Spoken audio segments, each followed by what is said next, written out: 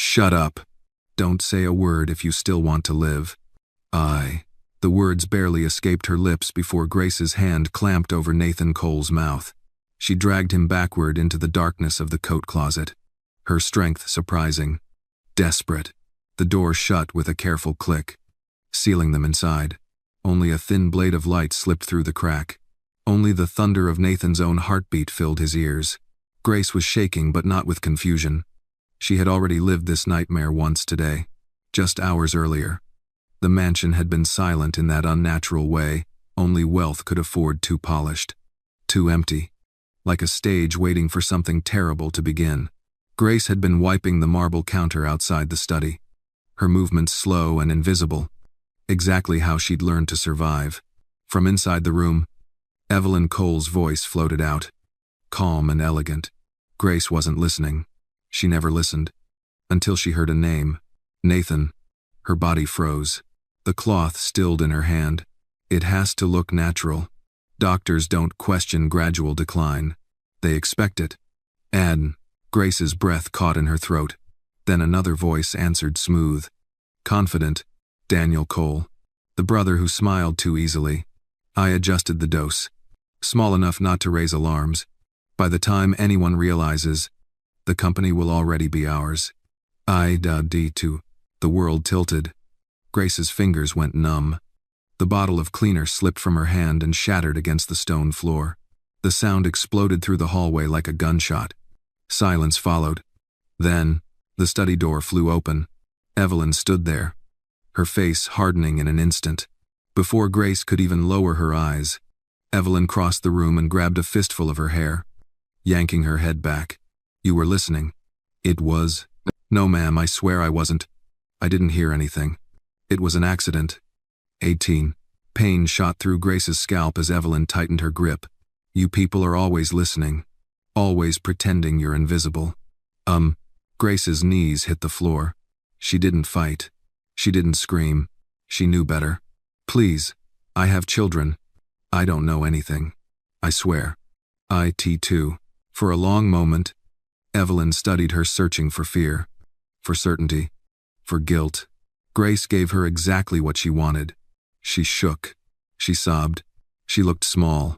Finally, Evelyn shoved her away. If you repeat one word, no one will ever find your body. End quote. Grace nodded frantically. Yes, ma'am. I swear. Evelyn turned away as if Grace had already disappeared. Grace stayed on the floor long after they were gone, her hands trembling, her heart racing, her mind burning with one horrifying truth. Nathan Cole was going to die, and no one else was going to stop it. That was why. Hours later, when the front door opened unexpectedly, Grace didn't hesitate. Nathan had come home early. She saw him step inside in his tailored suit, confidence still clinging to him like armor. For half a second, relief washed over her. Then panic crushed it. She grabbed him. Now they stood pressed together in the closet, coats brushing their shoulders, the air thick with dust and fear. Please, if you make a sound, they'll hear you. 18:7. Nathan's eyes widened, offended, confused. He tried to pull back, unaccustomed to being touched, much less commanded by the woman who cleaned his house. In 20 years, Grace had never raised her voice to him. Now she was risking her life. From the other side of the door came laughter. Evelyn's laugh. Daniel's voice. Nathan's chest tightened. Through the narrow crack, he saw his wife standing far too close to his brother. A champagne flute lifted casually. To patience. Well, to timing. Zaniza, going mistinged. Glasses clinked. Grace leaned closer. You weren't supposed to be here. Again. Nathan tried to steady himself. Headaches. Nausea. Fatigue. The doctors had said stress. Age. He was 58. It made sense. Until the dose this morning worked perfectly. He looked pale at lunch. Minus. Nathan's stomach dropped. It has to be slow. If anyone suspects, they won't. By the time he collapses, everything will already be signed. ADSO. The room spun. Pain bloomed behind Nathan's eyes. His knees weakened. Grace felt it instantly. It's starting again. Oh, go. Nathan wanted to step out, to confront them, to demand answers. That was how powerful men solved problems. But power meant nothing if you were already being buried quietly. Grace's hand slipped from his mouth, but not from his arm. I heard them earlier. They know exactly what they're doing, and they will finish it. It'd not have I be in tumor. Nathan looked at her, really looked at her. The woman he had never truly seen. The woman who had been threatened, hurt, and silenced for overhearing the truth. Outside the closet, Evelyn laughed again, soft, effortless. Something inside Nathan broke. Not loudly, completely. He stopped resisting. He stayed silent. And for the first time in his life, Nathan Cole listened to the person the world had taught him to ignore. If this moment moved you, please hit like and tell us in the comments where you're watching from. Because someone near you might be listening to this story too. The closet felt smaller with every second that passed. Nathan Cole stood rigid, shoulders pressed into winter coats that still carried the faint scent of cedar and dry cleaning solvent. His breathing was shallow, controlled only because Grace's hand remained wrapped tightly around his wrist, grounding him in the dark. Beyond the narrow crack of the door, the living room glowed with warm light and betrayal. You should have seen his face this morning, Evelyn said lightly. He blamed the headache on stress. That's the beauty of it, Daniel replied. Men like Nathan never believe their own bodies are failing them. They think they're invincible. It's done. Nathan felt the words land like blows to the chest. His jaw tightened. Every instinct in him screamed to step out, to demand answers, to reclaim the authority that had defined his entire adult life. He had negotiated hostile takeovers, faced congressional hearings, buried competitors without ever raising his voice. This was his house, his name, his marriage. Grace felt the tension in his arm immediately. She shook her head, barely perceptible, her eyes fixed on his in the darkness. There was no panic in them now, only urgency. Please. Not yet. No. Nathan swallowed. A dull pressure throbbed behind his eyes again, stronger than before. He shifted his weight slightly, and the room tilted. He reached out instinctively, his free hand brushing the shelf inside the closet. Something small rolled under his fingers. He froze. Grace froze with him. Outside, Evelyn laughed. Once everything is finalized, I'll sell the house, she said. Too many memories. You won't miss him, Daniel said, almost bored. You never really did. And what day? Nathan's breath hitched. His chest tightened, not just from fear or rage, but from something colder, recognition. How many nights had she sat across from him at dinner, nodding politely, eyes distant? How many mornings had he kissed her cheek while reading market reports? Assuming silence meant contentment, the small object under his hand slipped. It hit the floor of the closet with a soft but unmistakable thud. Silence slammed down on the living room. The laughter stopped. Nathan's heart pounded so violently he was certain they could hear it through the door. Grace turned toward him, her face pale even in the darkness. Her grip tightened painfully around his wrist.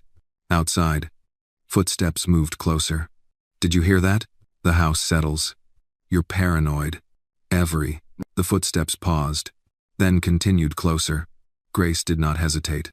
She leaned in, her lips nearly touching Nathan's ear. Don't move, no matter what. Now, before he could respond, she gently but firmly pushed him back into the corner of the closet and slipped her hand from his wrist.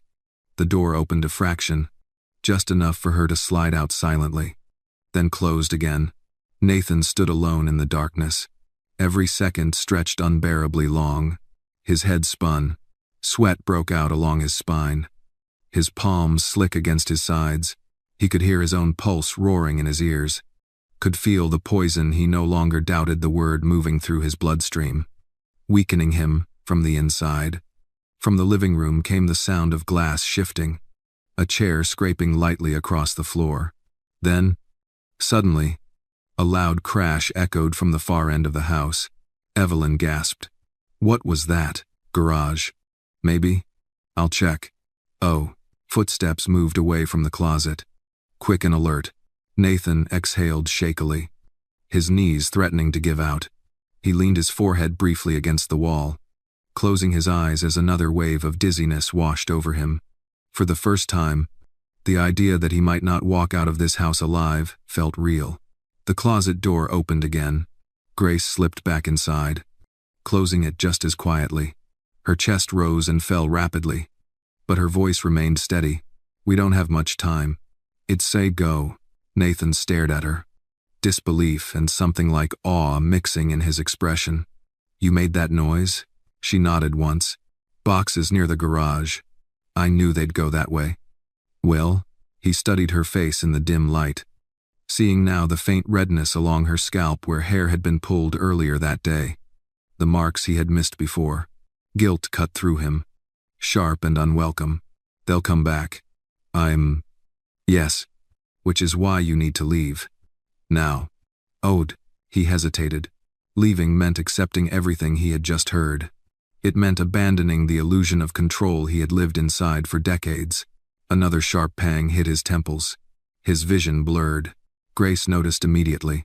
She reached up and pressed 2 fingers gently against his wrist, checking his pulse as if it were the most natural thing in the world. "It's getting worse." "It is not, Tree. I can still confront them." She's.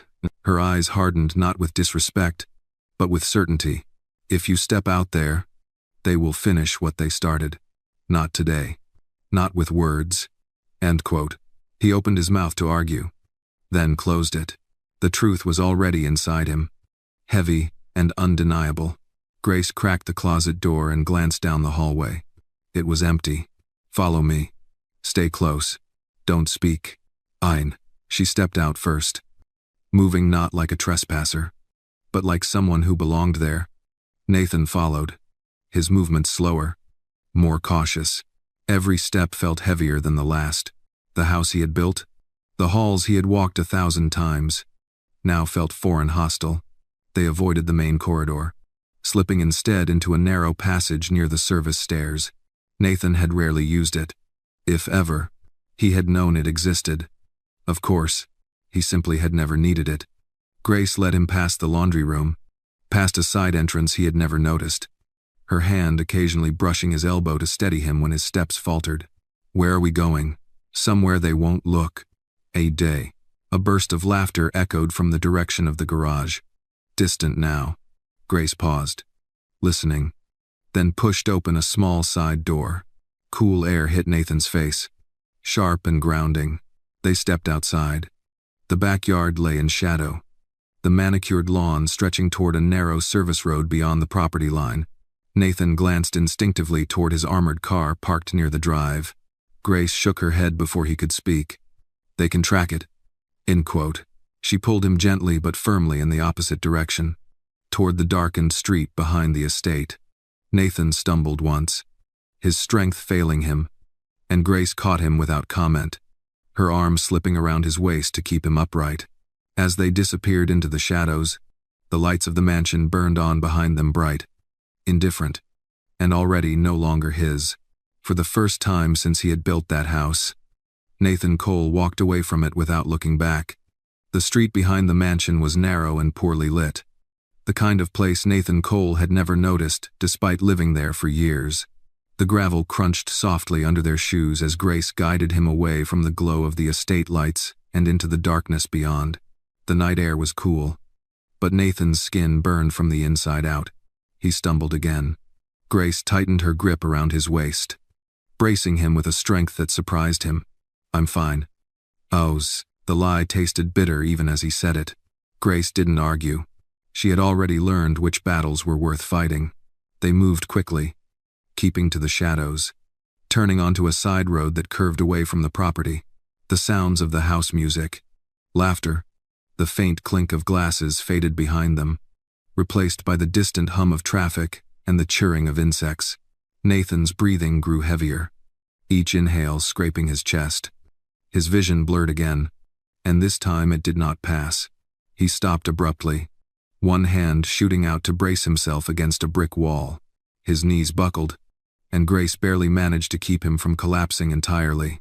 "Sit. Just for a second." Together, she lowered him carefully onto the low stone edge of a drainage curb. crouching in front of him. His face was pale now. The confident color drained away, replaced by a grayish sheen that made him look older than his 58 years. Grace reached for his wrist again, fingers steady as she counted under her breath. "It's faster than before." Was zittering. "How long have you known?"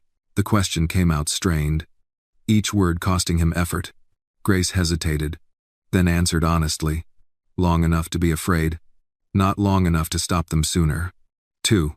A sharp wave of nausea rolled through him. He bent forward, dry heaving, his body convulsing even though there was nothing left to bring up. Grace held his shoulders until it passed, her jaw set, eyes scanning the street. When he finally leaned back, gasping, Nathan laughed weakly. "I used to think power meant control." "I do." Grace said nothing. She did not correct him. She had never been invited into that illusion. She reached into her pocket and pulled out a small bottle of water. The label peeled and faded. She held it to his lips. Small sips. "Aing," he obeyed. The water tasted like rust and plastic, but it grounded him, pulling him back from the edge. As he drank, his gaze drifted to the houses lining the street modest, close together, windows lit unevenly. This was a different world, one he had driven past countless times without seeing. "Is this where you live?" Grace nodded. "A few blocks more." "Aye." He absorbed that quietly. In all the years she had worked for him, he had never asked where she went at night. The thought made his chest tighten for reasons unrelated to poison. They resumed walking. Nathan leaned heavily against her now, his arms slung over her shoulder. Each step was deliberate, measured, as if the ground itself were testing his resolve. Grace adjusted her pace without complaint, guiding him down narrow streets and past parked cars with peeling paint and dented doors. "You could have stayed quiet." She glanced at him. "So could you?" "Ober." The answer startled a weak smile out of him. After what felt like an eternity, they reached a small play, aging sedan parked beneath a flickering streetlight. Its paint was faded, one headlight clouded with age. Grace opened the passenger door and eased Nathan inside, positioning him carefully before circling to the driver's side. The engine coughed to life. As the car pulled away, Nathan's head fell back against the seat. Streetlights streaked past the window in blurs of yellow and white. His thoughts drifted, slippery and unfocused, until a sudden realization cut through the fog. "The hospital?" "Du, Kuma." Grace's hands tightened on the steering wheel. "No. I have doctors. Private ones." "Oh." She shook her head, eyes fixed on the road. "Your wife has influence. So does your brother. Hospitals have records, cameras, people who recognize faces." Was falsy. He closed his eyes briefly. "And the police?" Her jaw tightened. "Especially them." "It is not on." The implication settled heavily between them. Nathan exhaled slowly. The truth, bitter but undeniable. "Then where?" Grace turned down a narrow alley, slowing the car as they approached a small, weathered house set back behind a chain-link fence. "Home." "Well, gutting." She parked and cut the engine. The silence that followed was thick but not hostile. Grace got out quickly, circling to Nathan's side. When she opened the door, the cool night air rushed in again. But Nathan barely felt it. His body felt distant now, heavy and unresponsive. She wrapped his arm over her shoulders and lifted with everything she had. He groaned softly as his feet scraped the pavement. A few nearby neighbors paused, watching with curiosity and suspicion. Grace ignored them. Her focus narrowed to one thing only. "Stay with me." They reached the gate. Grace fumbled briefly with the latch, then pulled him inside the small yard and up the short path to the door. Each step was a battle, but she did not stop. When they were finally inside, she lowered him gently onto a sagging couch. Nathan lay there, chest rising and falling unevenly, eyes half open. Grace locked the door, then the windows, checking each one twice. Only then did she return to him. She knelt beside the couch, pressing cool, damp cloths to his forehead and neck, working methodically, as if this were a routine she had practiced 100 times before. Nathan watched her through the haze, his voice barely audible. Why? She paused, meeting his gaze. Because someone should. Maid. His eyelids fluttered. The room dimmed at the edges. As consciousness began to slip away, one thought anchored him, clear and terrifying. The house he had built was no longer his, and the woman he had never truly seen was the only reason he was still alive. Nathan drifted in and out of consciousness as the night stretched on, time losing its edges. The small living room around him felt distant, like a memory he hadn't lived yet. Every breath scraped his chest. Heat pulsed through his veins in waves, followed by bone-deep chills that made his fingers twitch against the thin couch cushion. Grace sat on the floor beside him, her back against the couch, one hand resting lightly on his forearm. She counted his breaths without moving her lips, the way her mother had taught her years ago when doctors were too far away and fear was too close. Outside, the neighborhood never truly slept. A car passed, music thumping softly. Somewhere down the block, two voices argued, then laughed. Life went on. Indifferent. Nathan stirred, his brow creasing. Evelyn. Grace leaned forward instantly. I'm here. Well, gone. His eyes fluttered open, unfocused. Sweat soaked his hairline, dampening the collar of his shirt. He swallowed, throat dry. She used to look at me like I mattered. Is not of crod. Grace did not answer right away. She lifted the cloth from his forehead, dipped it into the bowl of cool water, wrung it out carefully, and placed it back against his skin. People change when power stops being enough. It wasn't Vri. He exhaled shakily, a humorless sound escaping him. I spent my life believing loyalty could be bought. O's. A sharper wave hit him then. His body stiffened, muscles tightening without warning. His jaw clenched, teeth grinding as a low groan tore from his chest. Grace was on her feet in an instant.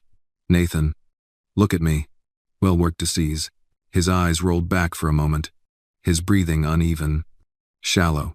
Grace braced his shoulders, careful not to restrain him, speaking steadily, grounding him with her voice.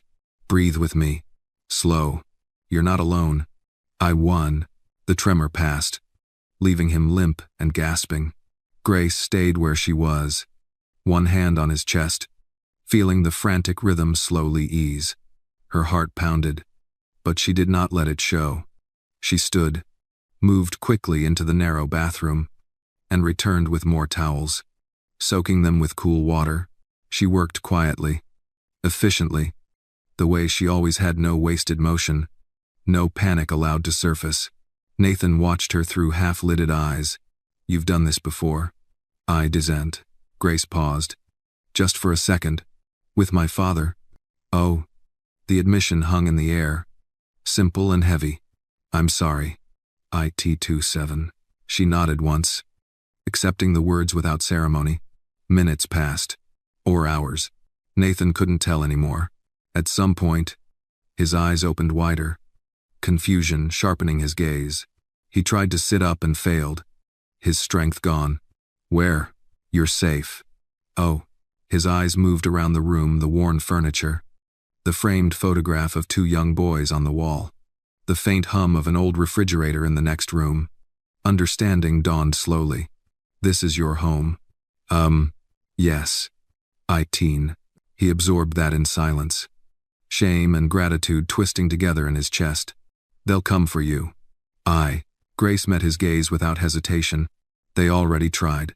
The words were calm, but something hard lived beneath them. A knock at the door made them both freeze. Nathan's heart lurched violently.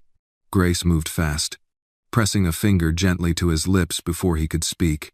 She crossed the room, every step measured, and approached the door. Who is it? A woman's voice answered, sharp with curiosity. Grace, it's Mrs. Carter. You all right in there? Grace closed her eyes briefly, then forced her voice into something lighter. I'm fine. Just not feeling well. Dozens of man. There was a pause. I saw you come in late. Looked like you were carrying someone. Is bad, Zat. Grace tightened her grip on the doorknob. My cousin. He's sick. I don't want to spread anything. It's zioning. Silence stretched. Uncomfortable. Then a sigh. Well, take care of him. I was no wud. Footsteps retreated. Grace waited until they faded before locking the door again, sliding the chain into place. Only then did she allow herself a slow exhale. She turned back to Nathan. I'm ruining your life. As us. Grace walked to the couch and sat beside him. Close but not touching. My life was already small in their world. It is not, Dottie. He stared at the ceiling, tears gathering at the corners of his eyes. Uninvited and humiliating. I don't even know who I am without them. Was not a go. Her voice softened. Then maybe this is where you start finding out. With governance, the television flickered on quietly. More for background noise than interest. A local news anchor appeared on the screen. Her tone measured and grave. Nathan's face appeared beneath the headline. Tech CEO Nathan Cole missing amid fraud investigation. I woed. Grace reached for the remote, but Nathan stopped her with a weak gesture. Let it play. I goes. The report continued. Evelyn's carefully rehearsed concern filling the screen. Daniel stood beside her. Solemn. Convincing. Grace felt Nathan's body tense beneath her hand. They're controlling the story. Was there excess? They always do. Experted. His voice steadied.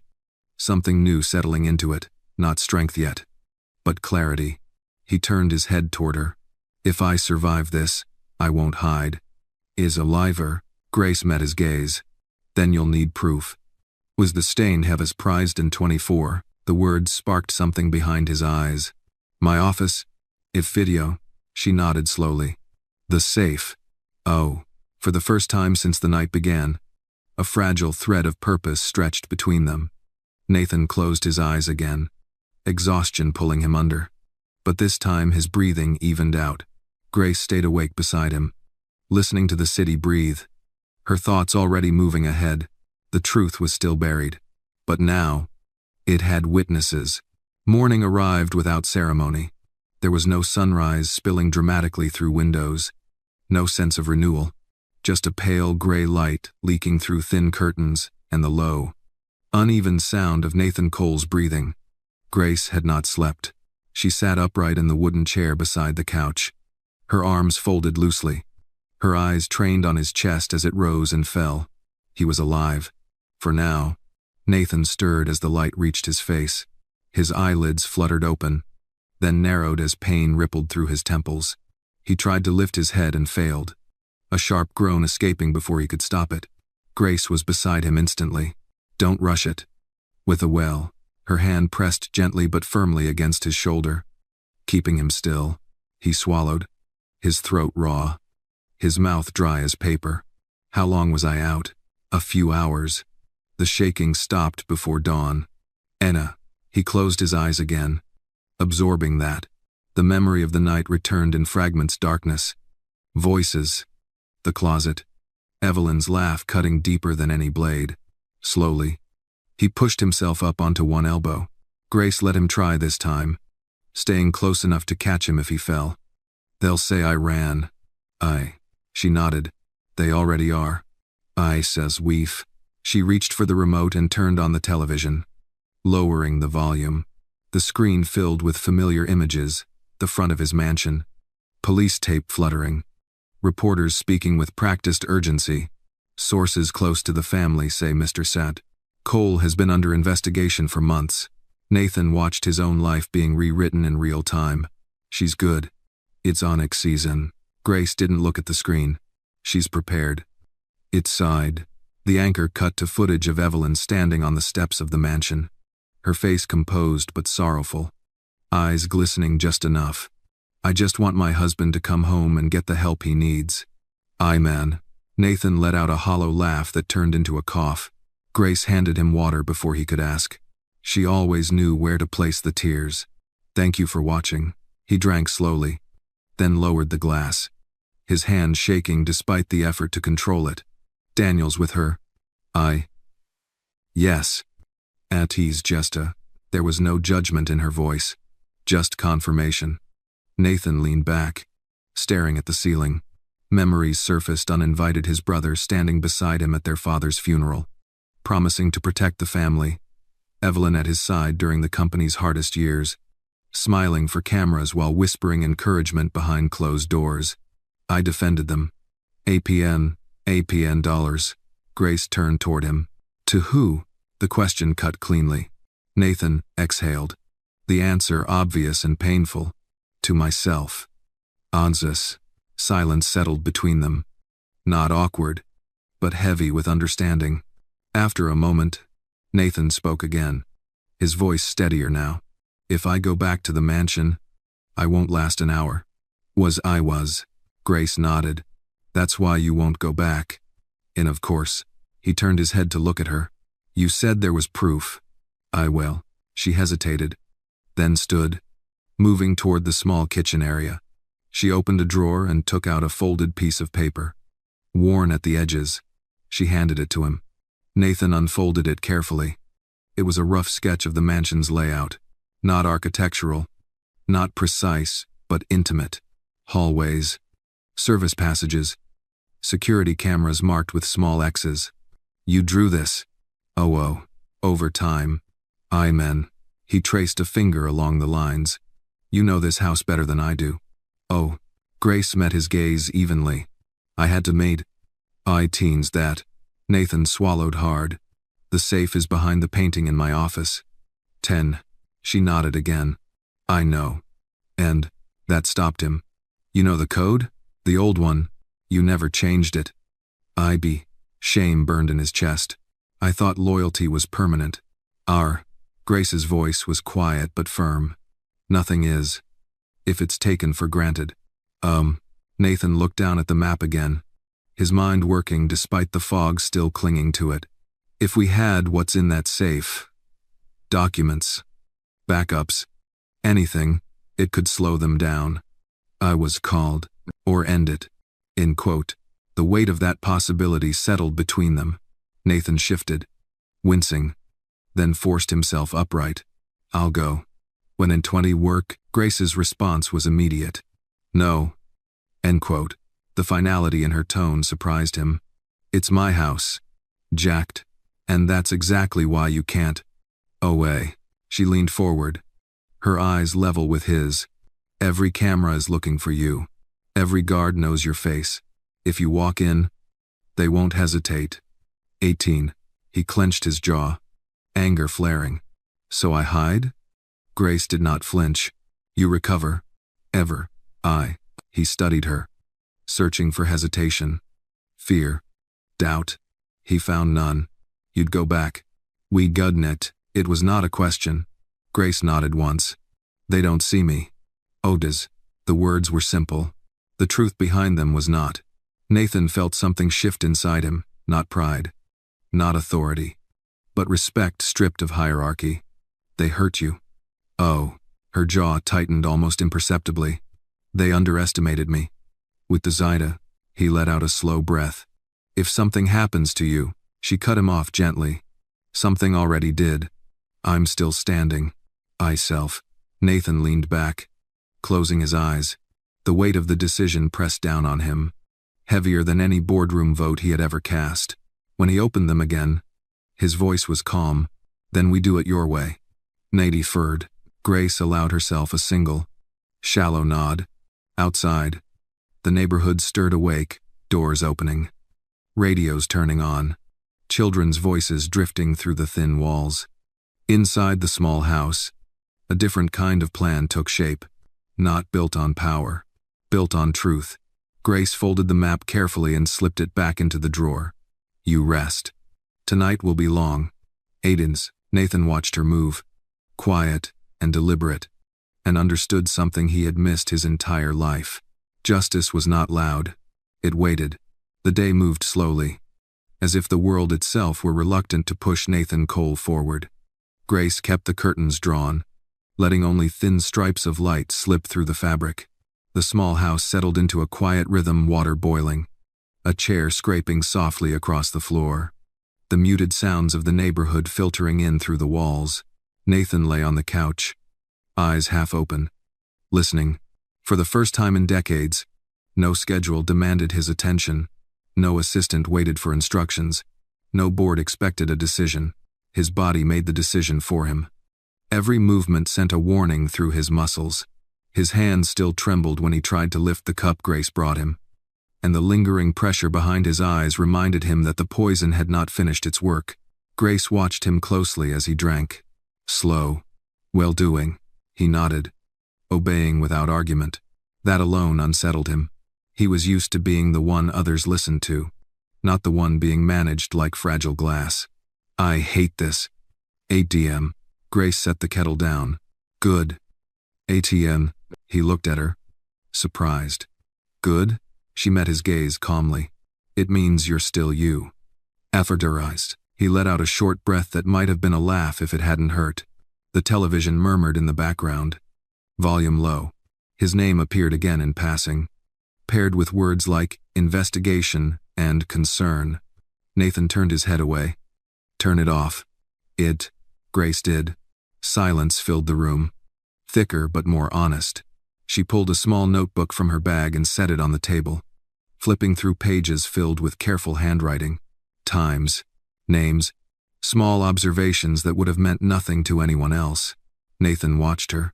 You've been preparing longer than I realized. Aster. Grace did not look up. When you work in someone else's house, you learn patterns. If you read as not. And when they break, quote, she nodded once. He shifted, wincing, then pushed himself upright. Bracing against the arm of the couch, Grace moved instinctively to help him, but he raised a hand. Let me. Oh, it took effort. But he managed to sit. The room spun briefly, then steadied. If you go back tonight, Grace closed the notebook. It has to be tonight. Why? They'll be celebrating. 9. The words settled heavily. They think you're running. They think they've won. That's when people talk the most. I die. Nathan closed his eyes, imagining Evelyn's smile, Daniel's relaxed confidence. He had seen that look before on rivals who believed the deal was already done. The gala. Way. Grace nodded. Staff everywhere. Noise. Distractions. Deezer. He exhaled slowly. And me? Grace studied him for a moment before answering. You stay here. Exit. The old instinct flared resistance. Pride. The urge to reclaim control. I should be there. I go. Grace did not raise her voice. You won't survive the night if you are. Was Mugget. The truth of it silenced him. He leaned back, staring at the ceiling, the weight of helplessness pressing against his chest. All his life, he had equated presence with power. If he wasn't in the room, he wasn't in control. Now the room would kill him. What if they recognize you? Grace stood, walking to the small hallway mirror. She adjusted her posture, lowered her gaze, slipped into the familiar stillness she had worn for years. When she spoke, her voice was different, quieter, flatter. They won't. She turned back to him. Not as long as I remember who they think I am. It's Dilden. That cut deeper than any insult. Nathan looked away, shame burning hot behind his eyes. I let that happen. With force. And Grace crossed the room and placed the notebook in his hands. Then don't waste it. Now there is a build. He opened it, scanning the notes more carefully now. If you find the files, I bring them straight back. 2. And if something goes wrong? Grace's jaw tightened slightly. Then you tell the truth. Eyes. He met her gaze. Without proof. They'll destroy you. They already tried. The room fell quiet again. Nathan felt the familiar urge to promise protection, to offer resources. Lawyers. Influence. The words rose automatically, then died in his throat. None of those things were real here. Not yet. I don't deserve your loyalty. 8. Grace tilted her head, considering. This isn't loyalty. It is dear. What is it then? She answered without hesitation. Choice. Dulgana graded Ios.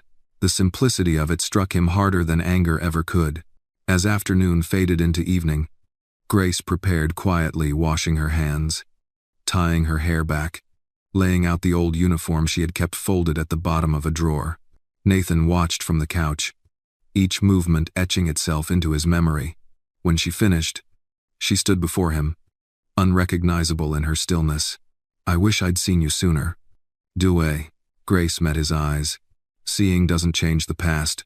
Oest. She reached into her pocket and placed a small burner phone in his hand. If I don't come back by midnight, you leave. Was. His fingers curled around the device. And go where? Anywhere they aren't. Away. She turned toward the door. Grace. Kennedy. She paused. Come back. Her expression softened. Just slightly. I plan to cruise. Examples of Goa. The door closed behind her with a quiet click. Nathan sat alone. The house suddenly too silent. The weight of the choice settling fully onto his shoulders. For the first time in his life, he was not walking toward power. He was waiting for truth. The mansion was alive when Grace returned. Music drifted through the open windows. Soft jazz layered with the murmur of conversation and the clink of glasses. Warm light spilled across the lawn, illuminating parked cars that cost more than most houses. Grace approached from the back. Her steps measured. Her posture lowered into the familiar shape the world expected of her. Invisible, useful, silent. She slipped through the service entrance without slowing, the old door creaking just enough to sound normal. Inside, the air smelled of polished wood, perfume, and expensive wine. Staff moved quickly through the corridors, faces tense but practiced, too busy to question one more uniform among them.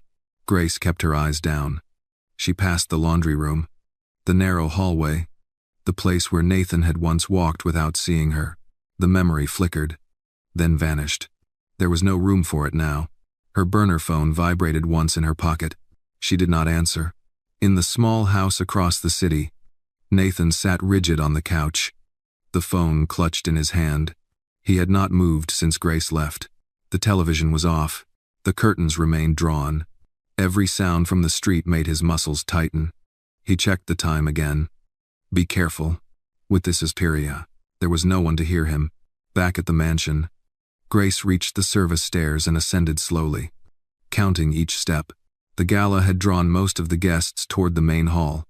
Just as she had expected, laughter rose and fell in waves, masking smaller sounds. She reached the second floor and paused, listening. Voices drifted from the study ahead.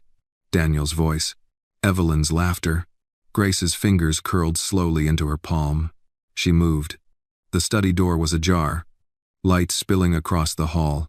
Grace adjusted her pace, making sure her footsteps sounded ordinary, unremarkable. She reached the door and paused, her heart pounding so loudly she was sure it would give her away. She slipped inside. The room was exactly as she remembered it. The heavy desk, the shelves lined with awards and books no one read, the painting on the wall a muted landscape Nathan had once chosen because it felt stable. Imsa. Grace crossed the room, her movements quick now, efficient. She reached behind the painting and felt for the edge of the safe. Her fingers trembled for the first time that night. She pressed the code. The lock clicked. Relief surged through her. Brief and dangerous. She opened the safe. Inside sat folders, neatly labeled. A small vial rested on the lower shelf, clear liquid catching the light. Grace's breath caught. Poison. Real. She reached for the documents first, scanning quickly. Medical reports, test results, dates that matched Nathan's symptoms too perfectly to be coincidence. Forged signatures, altered numbers. Grace pulled the burner phone from her pocket and began recording. Her hands steady again. Footsteps approached. Her pulse spiked. She ducked beneath the desk just as the door opened wider. Daniel and Evelyn entered, laughing softly. Unaware, Grace pressed herself flat against the floor, holding her breath. Everything's falling into place. Is memory. It always does when you plan properly. He's dead up. Grace angled the phone carefully. By next week, the board will be begging us to step in. Thank you, Saching. They already think Nathan's unstable. Est. Daniel chuckled. Poison does that. 8. Grace's jaw tightened. Lower your voice. It's sided node. Why? He's gone. It's not is steep. Evelyn sighed. The sound intimate. Satisfied. I never thought it would be this easy. teen. The words burned. Grace stayed still, every muscle screaming as the recording continued. No one suspects a thing, especially not her. The maid? Daniel laughed. She was always terrified. I doubt she understood a word. 2. Duedo. Caffeinated. Grace's grip tightened around the phone. The conversation drifted. Careless now. Money. Property. Travel plans. Futures built on Nathan's absence. Finally, the footsteps moved away. The door closed. Grace waited, counting silently, forcing herself to breathe. When she was sure they were gone, she slid out from under the desk and stood, her legs shaking. She reached into the safe, grabbed the vial, the documents, and slipped them into her bag. The phone vibrated again. She didn't answer. She moved quickly now, retracing her steps, slipping out of the study and into the hallway. Her heart hammered as she rounded the corner and collided with someone. Mrs. Matthews. The head housekeeper froze, eyes widening. Grace? The scream started to form. Grace acted. She lunged forward, clamping a hand over the woman's mouth and pushing her into the supply room behind them. The door closed with a soft but final click. I don't want to hurt you. We have 9. Mrs. Matthews struggled, eyes wild. Grace moved fast, tying her hands with cloth from a nearby shelf, securing her gently but firmly. Stay quiet, please. She closed the door and locked it from the outside, her chest heaving. No time. Grace hurried down the hall, past the laundry room, down the service stairs. The broken basement window waited where she remembered it. She climbed through, scraping her arms, ignoring the sting, and landed hard on the grass outside. She ran. Blocks away, Nathan saw movement through the thin gap in the curtains, a figure running. His heart leapt painfully. Grace reached the car, breath ragged, and yanked the door open. Nathan was out of the house before she could stop him, gripping the doorframe, eyes scanning her face. Did you? She thrust the bag into his hands. Everything. Wilted. They were inside the car in seconds. Nathan locked the doors, his hands shaking as he pulled out the contents. The vial, the documents, the phone. He stared, disbelief and fury warring in his chest. They said it out loud. Grace nodded. They always do. Well. Sirens wailed faintly in the distance. Grace started the engine. We can't stay. Nathan looked at her, then at the proof in his hands. For the first time since this nightmare began, he felt something solid beneath his fear. The truth. The car pulled away from the curb just as the distant sirens grew louder. Grace drove with both hands tight on the wheel, her eyes flicking between the road ahead and the rearview mirror. The city blurred past them, dark storefronts, streetlights flashing like warnings Nathan could no longer afford to ignore. His body slumped in the passenger seat, the adrenaline that had carried him through the last hour draining away too quickly. The pain returned with it. A sharp twist clenched his stomach, stealing his breath. He bent forward instinctively, one hand gripping the dashboard. Grace noticed immediately. Nathan. Actually time. He tried to answer and failed. The world narrowed. Sounds muffled as if he were sinking underwater. His fingers tingled, then went numb. Grace swore under her breath and pressed the accelerator harder. Stay with me. Say. He forced air into his lungs, each breath a deliberate act of will. I'm here. I led. The lie barely held. She took a sharp turn without signaling. Then another, deliberately breaking the predictable path back to her house. The engine whined in protest. Nathan's vision flickered, darkness creeping in at the edges. The vial sat between them in the center console, catching stray light. Poison. Proof. A quiet promise and a threat all at once. Nathan's hand drifted toward it, then fell uselessly back to his lap as another wave hit. His muscles tightened without warning, a spasm tearing through his arms and shoulders. His jaw clenched, teeth grinding as a low sound escaped his throat. Grace pulled the car to the side of the road, hazard lights flashing. She leaned across the console, bracing him with one arm while keeping the other on the wheel. Look at me. Too. His eyes rolled toward her. Unfocused. Breathe. Slow. With me? Ah, she counted out loud. Steady and calm. In. 2. 3. Out. 2. 3. It's not that it doing. The spasm eased, leaving him shaking and drenched in sweat. Grace grabbed a bottle of water from the back seat and held it to his lips. Just enough to wet your mouth. I weigh. He obeyed, coughing weakly as the water went down. They were laughing. I think. Grace's jaw tightened. People laugh when they think the story is finished. As Navade, he closed his eyes.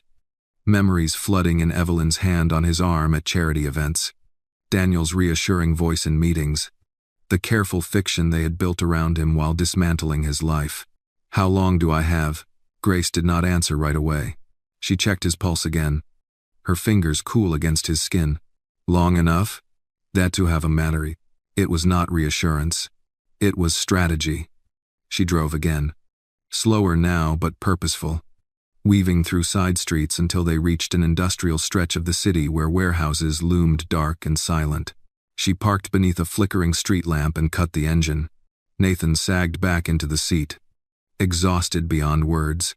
Grace pulled the bag onto her lap and began sorting through its contents methodically. Documents first, then the phone. She checked the recording, eyes scanning the screen, relief flashing briefly across her face. It's all there, added Zine. Then why does it still feel like they're winning? She looked at him then, really looked at him. Because truth doesn't move fast. ADM. Nathan let out a weak, bitter laugh that turned into another cough. I spent my life believing speed was everything. Reezy was Zidham. Grace set the bag aside and leaned back, staring through the windshield. Speed is how people make mistakes. Was that? Silence settled between them, broken only by the ticking of the cooling engine. Nathan's gaze drifted to her hands on the steering wheel, scarred. Steady. Capable. Hands that had cleaned his house for years. Hands that had dragged him out of it when it tried to kill him. They said you didn't understand. It's Sovner. Grace didn't look surprised. They always do. Okay, he swallowed. I'm sorry. Tenora. She turned toward him slowly. For what? For not seeing you? X. The words landed softly, but they stayed. Grace considered him for a long moment. Seeing doesn't undo what they did. I have us with one, but it changes what I do next. Nels. Another wave of pain rolled through him. Less violent, but more insistent. He pressed a hand to his chest, breathing carefully. Grace started the engine again. We're going somewhere public. It is Epsom. A hospital? She shook her head. Not yet. Is never. She drove toward the city center. The lights growing brighter. The streets busier. Nathan forced himself to stay alert, watching faces blur past, wondering how many of these people had believed the news already. Grace parked near a 24-hour diner, neon lights humming above cracked pavement. If you collapse, someone will see. Quote. Nathan nodded faintly. Witnesses. I. Always matter. To Elvie, she helped him out of the car slowly, one arm firm around his waist. The night air was cooler here, cutting through the fevered haze just enough to keep him upright. A few people glanced at them, curious, then looked away. Inside, the diner smelled of coffee and grease. A waitress looked up, concern flickering across her face. You okay? Sir? Grace answered before Nathan could. He's not feeling well. Ike? The waitress nodded, already sliding menus aside. Sit wherever you like. 80. They took a booth near the window. Grace eased Nathan down, sliding in across from him. As she went to order water and soup, Nathan stared at the reflection in the glass. He barely recognized the man looking back, pale, hollow-eyed, stripped of the polish that had defined him. When Grace returned, she set the water in front of him. Drink. I age. He did. After this, there's no going back. Grace met his gaze, unwavering. There never was. The Desiriosa, the soup arrived, steam curling upward. Nathan managed a few spoonfuls. the warmth settling uneasily in his stomach but holding. Outside, the city moved on, unaware that two people in a diner booth were quietly preparing to dismantle a carefully constructed lie. Nathan's phone buzzed in his pocket. He froze. Grace noticed instantly. "Don't answer." He nodded, silencing it. "It's them." Good. Action." He looked at her, surprised. "It means they're afraid." Great. Nathan leaned back, exhaustion pulling at him. But beneath it, something else stirred resolve. Fragile but growing. "Then let's finish the story." And Grace's expression softened, just slightly. "We will." It is outside. The neon sign flickered, steady and relentless. The truth had survived the night. Now it had to survive the day. The diner grew quieter as the night thinned toward morning. A few booths emptied, replaced by the low hum of the refrigerator behind the counter and the occasional clatter of dishes. Grace watched the door out of habit, not fear. While Nathan focused on keeping his breathing even, the soup had settled enough to dull the sharpest edge of the pain, though the pressure behind his eyes remained like a warning he could not ignore. Grace slid the bag onto the seat beside her and opened it again. Slower this time, more deliberate. "We need to decide who hears this first." "Is not it us, Dad?" Nathan followed her gaze to the phone. "The documents. The vial sealed in plastic. The police won't touch it. It's not yet." "Oh." She pulled out the documents, spreading them across the table, careful to keep them shielded from wandering eyes. Medical reports, timelines, forged signatures. Nathan scanned them, his expression tightening. "They planned this months ago." Yes. "Oh, every dinner, every glass of wine." "Well, with Monet." Grace folded one page and slid it back into the bag. "Don't stay there." "Ide?" He nodded faintly, though his jaw clenched as he forced himself to move forward. "The board." Grace looked at him. "What about them? They won't listen to me." "Not now." "One's a rating on us. Then don't go to them as yourself." The idea took a moment to settle. "You mean, through someone else?" "It has mad." Grace nodded.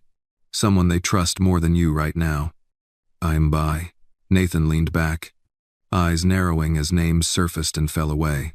Lawyers tied too closely to the company. Executives who owed Daniel favors. Old allies who had already stopped returning calls. Freeman. Right. Grace's expression hardened instantly. "No. The sharpness surprised him. Detective Freeman has known me for 20 years. 8. He's been paid longer." "It's CO." The words landed heavy and final. Nathan stared at her, disbelief flickering. "You're sure?" Grace reached into the bag and pulled out a small folded note, creased from being handled too often. "I saw Daniel give him an envelope. Cash. Twice. 8 rebreds." Nathan closed his eyes briefly. "Everyone has a price." With medicament, Grace did not argue. The waitress passed by again, refilling coffee without comment. Grace thanked her softly. Nathan noticed the way she spoke, polite, calm, familiar. This was Grace's world. He was the visitor here. "What about the media?" Grace shook her head. "They'll spin it before breakfast." He sighed, rubbing his temples. "Then who?" Grace hesitated, then met his gaze. "Someone who can't afford to ignore evidence." "That." Nathan studied her.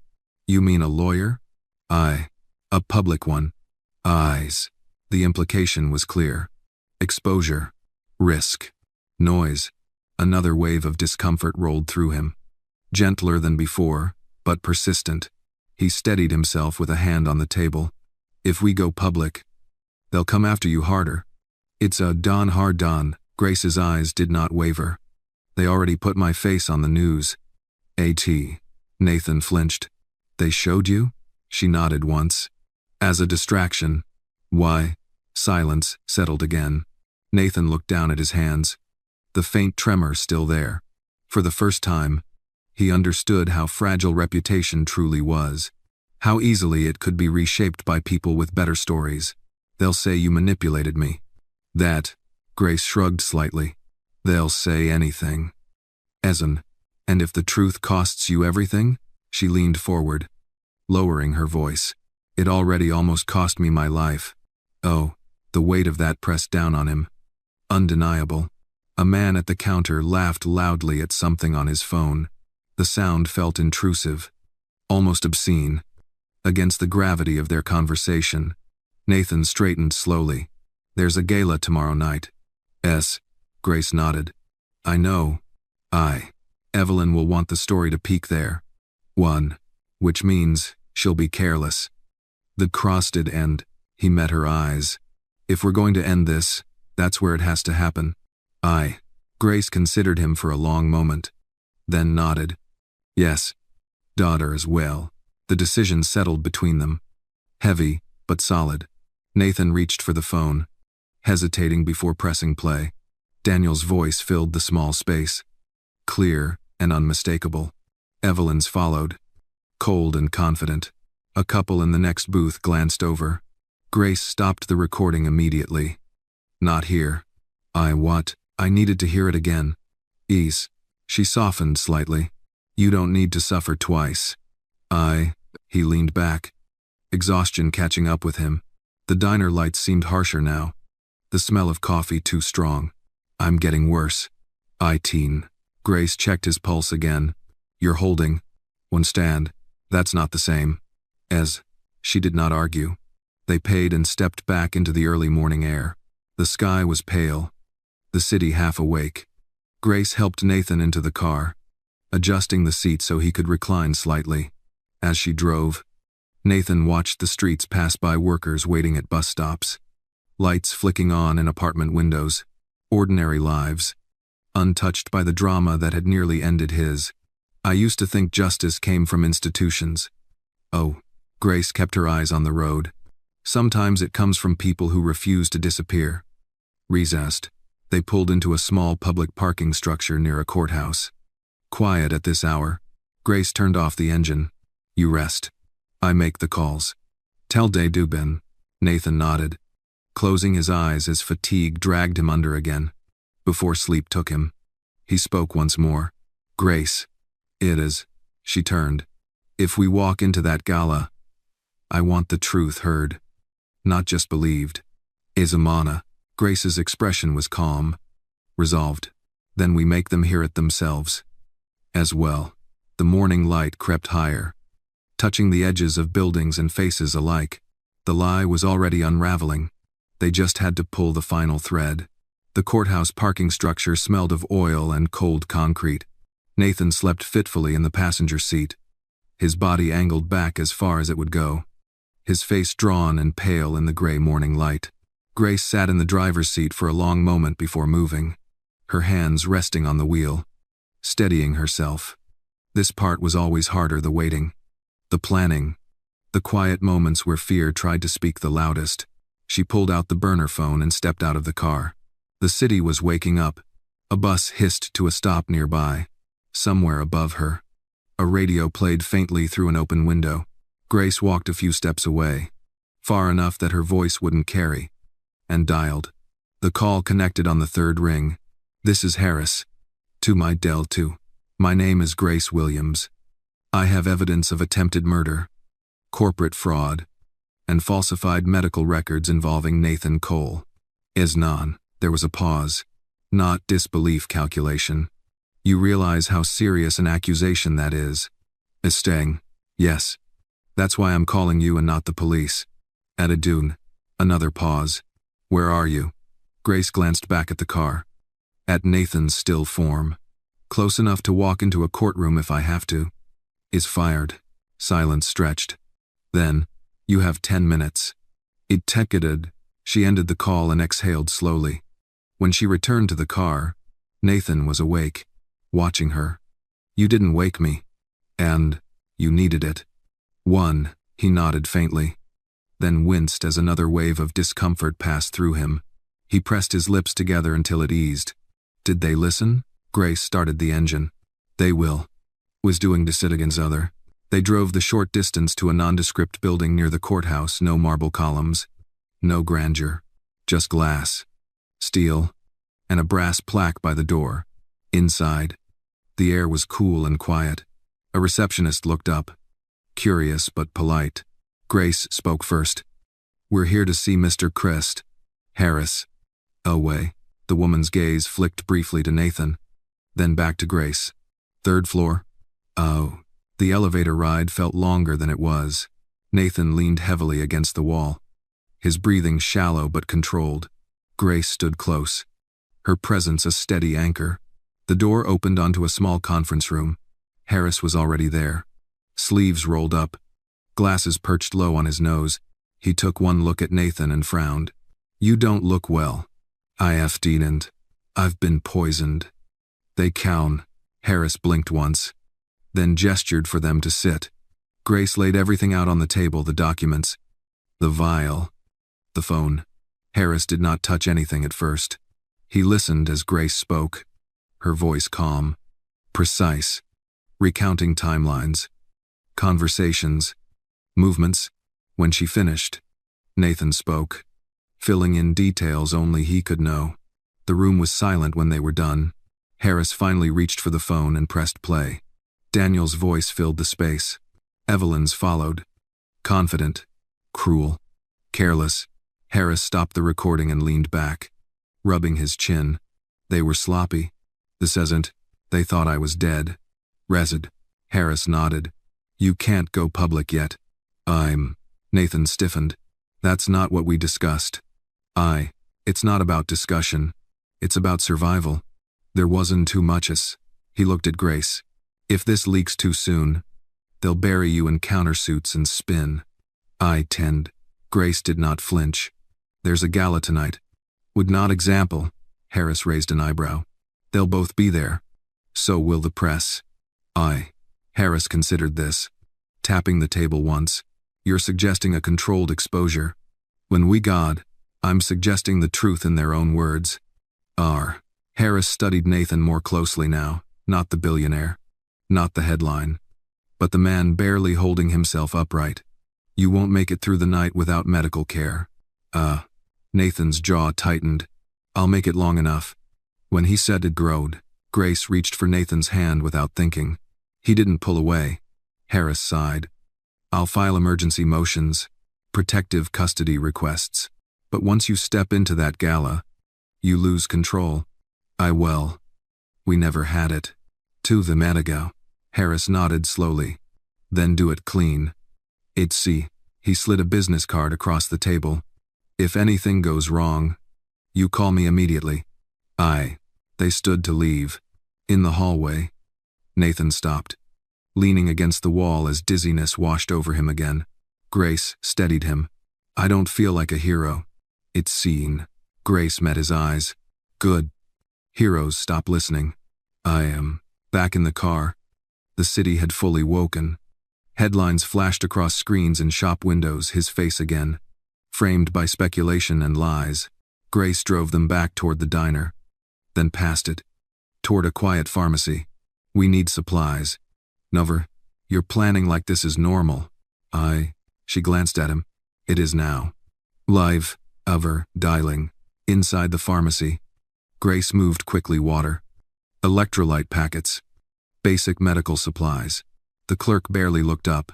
Outside, Nathan leaned against the car, breathing carefully.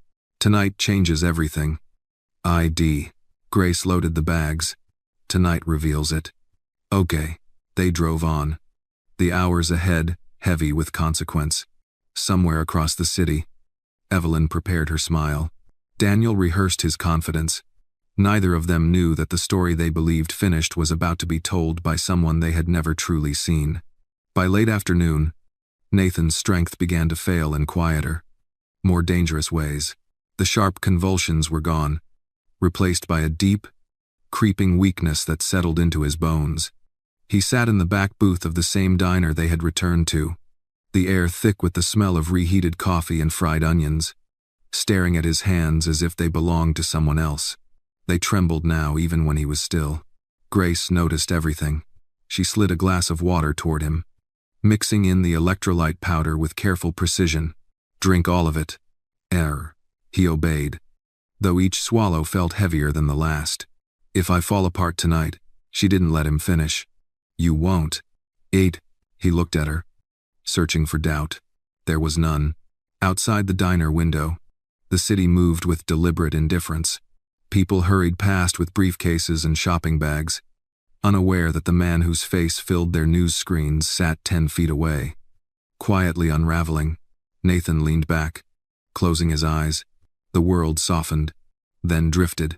When he spoke again, his voice was different, slower, less guarded. My mother used to say silence was a form of violence. One eye was Goa. Grace stilled. She was right. We're God. A faint smile touched his lips. I ignored her advice most of my life. We're courted. His head tipped to the side, exhaustion pulling him under. Grace rose immediately, moving closer, placing a hand on his shoulder. Nathan, I can. His eyes opened again, unfocused. I'm here. But the words lacked conviction. A few minutes later, the tremors returned, subtle at first, then more pronounced. His breathing became shallow, uneven. Grace signaled the waitress. Can we get a little space? The woman nodded, concern flickering across her face. Grace knelt beside the booth, her voice low and steady. Look at me. As Nathan tried, his eyes rolled back briefly, his jaw tightening as his muscles seized again. It wasn't violent this time, but it was worse drawn out. Draining, Grace held him, one hand braced against his chest, the other gripping his forearm. Breathe. Stay with me. When hasted, I'm sorry. Requested. Her voice did not waver. Don't apologize. As the episode passed, leaving him limp and pale, Grace eased him back against the seat, her heart pounding but her hands steady. She dabbed his forehead with a napkin, then pressed the cool glass of water to his lips again. Small sips. A go. He complied weakly.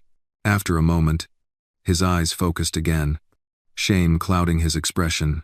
I hate that you have to see me like this. 2. Grace sat across from him, meeting his gaze. This is the most honest I've seen you. The words surprised them both. Nathan exhaled slowly.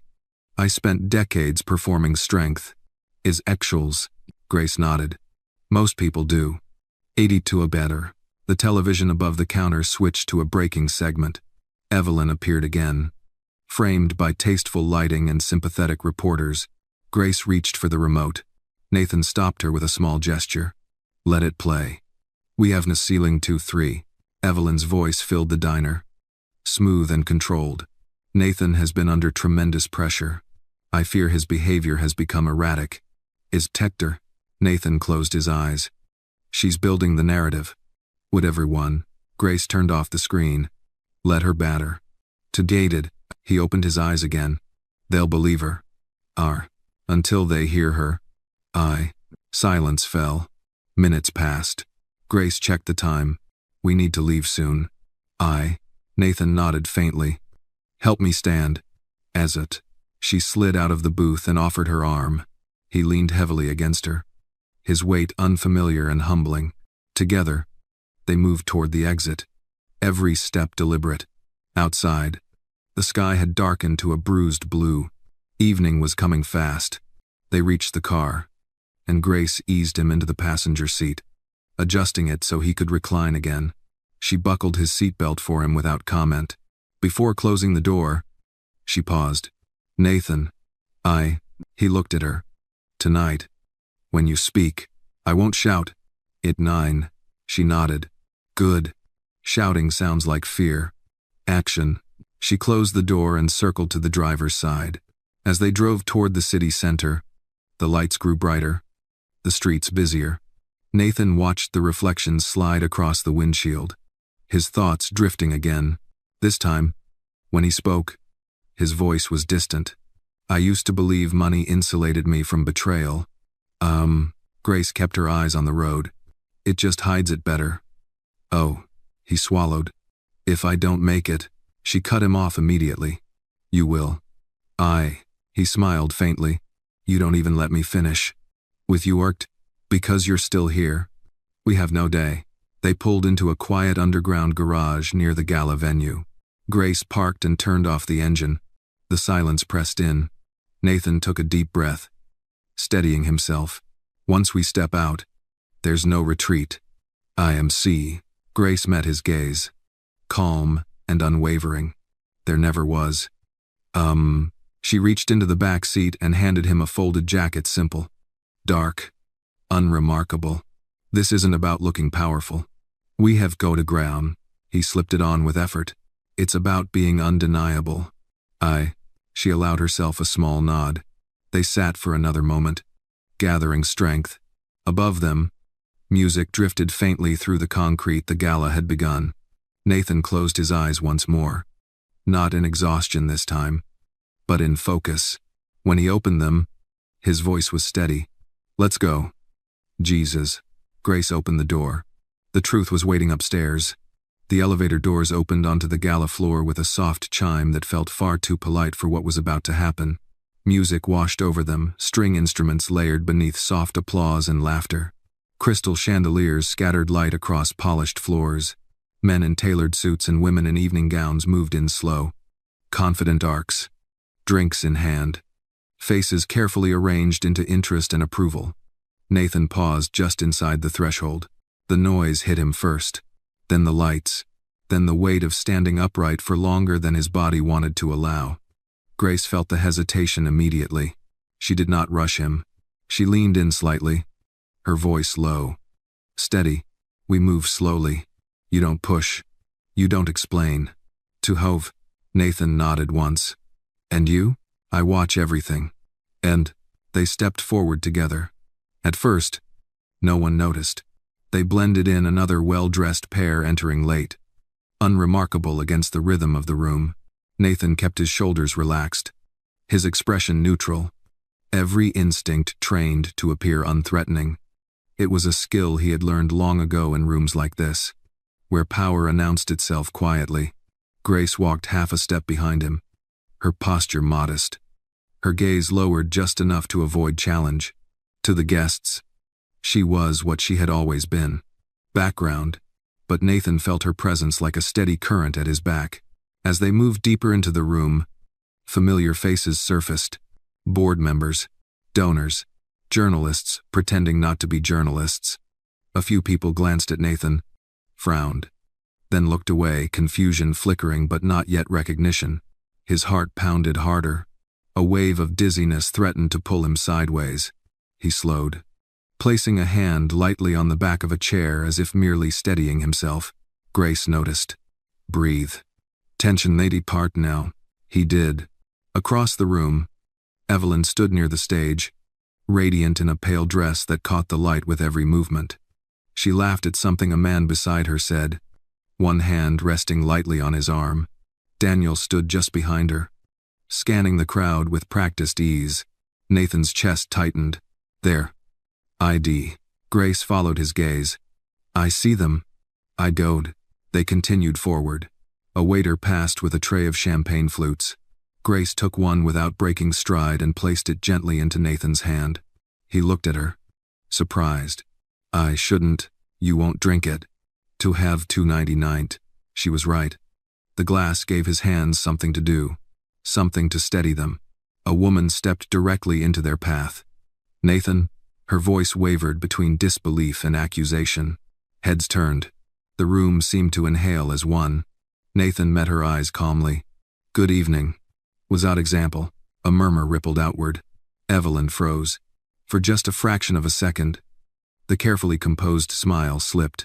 Her eyes widened, darting toward Daniel, then back to Nathan as if he were an apparition. Daniel's face drained of color. Nathan. She stepped forward, hand clutching at her chest in practiced concern. Oh my God. Are you all right? Nathan did not answer immediately. The noise in the room softened, curiosity sharpening into attention. Phones appeared discreetly in hands. Journalists leaned in. Grace stepped slightly to his side. Not in front. Not behind. Beside. Nathan set the champagne glass down on a passing tray with deliberate care. His hand shook once, then steadied. I didn't come for sympathy. I'm zinned. Evelyn's smile tightened. Nathan. Please. This isn't the place. It is 9. Daniel stepped forward. Voice low but urgent. You're not well. Let's talk privately. O's. Nathan's gaze never left Evelyn. Private conversations are how this started. I have degraded Beckett. The words landed like a dropped plate. A hush spread. Grace reached into her clutch and removed the burner phone, holding it casually at her side. To anyone else, it looked like nothing. To Nathan, it felt like a lifeline. You're confused, Evelyn said, her tone softening, the mask sliding back into place. You've been under stress? O's. Nathan took a slow breath. You poisoned me. Gasps rippled through the crowd. Evelyn laughed a light, incredulous sound. That's absurd. Nathan turned his head slightly toward Grace. She nodded once. He looked back at the room. I'm not asking you to believe me. We haven't definitely done expected. He reached for the phone from Grace's hand. I'm asking you to listen. Oh, Devin. Evelyn stepped forward sharply. Turn that off. We're tempted. Too late. Nathan pressed play. Daniel's voice filled the space, clear and unmistakable. The dose this morning worked perfectly. I see. Evelyn's voice followed, cool and controlled. It has to be slow. If anyone suspects, the room erupted in murmurs. Disbelief, hardening into shock. Daniel lunged forward. That's not. Grace spoke for the first time, her voice calm but carrying. There's more. Will Price. She stepped forward now, fully visible, no longer shrinking.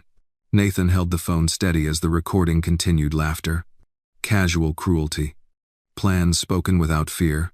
Faces in the crowd shifted. Donors stared. Board members exchanged looks. A journalist raised a phone higher. Evelyn's composure shattered. You did this, she hissed at Grace. You don't even know what you're talking about. I's and T's. Grace met her gaze without flinching. I know exactly what I heard. Ismail's. Security began to move. Uncertain, Nathan felt another wave of weakness surge. Sharper this time. His vision blurred. The edges of the room darkening. Grace was at his side instantly, her hand firm at his elbow. Stay with me. To question base in the sand. He nodded, focusing on her voice. There are documents, medical records, a vial. To plan. He gestured weakly toward Grace's bag. They forged everything. It is holding back as is 9. The crowd pressed closer. A man in a dark suit stepped forward. Authoritative. I'm representing several members of the board. We need to pause this event. End quote. Evelyn's eyes darted, searching for allies, finding none. Nathan leaned slightly into Grace's support, his strength fading fast but his resolve unbroken. I spent my life believing silence kept things civil. It is not again. He looked around the room, meeting faces one by one. Silence nearly killed me. Duar. The words hung heavy in the air. Grace stood beside him, no longer invisible, no longer afraid. Outside, sirens began to rise, not distant this time, but close. The truth had entered the room, and it wasn't leaving quietly. The sirens grew louder, cutting through the music like a blade. They did not belong to the performance of the gala, the controlled chaos of wealth and benevolence, but to something real, something outside the room's ability to manipulate. Heads turned toward the entrance. Conversations fractured into whispers.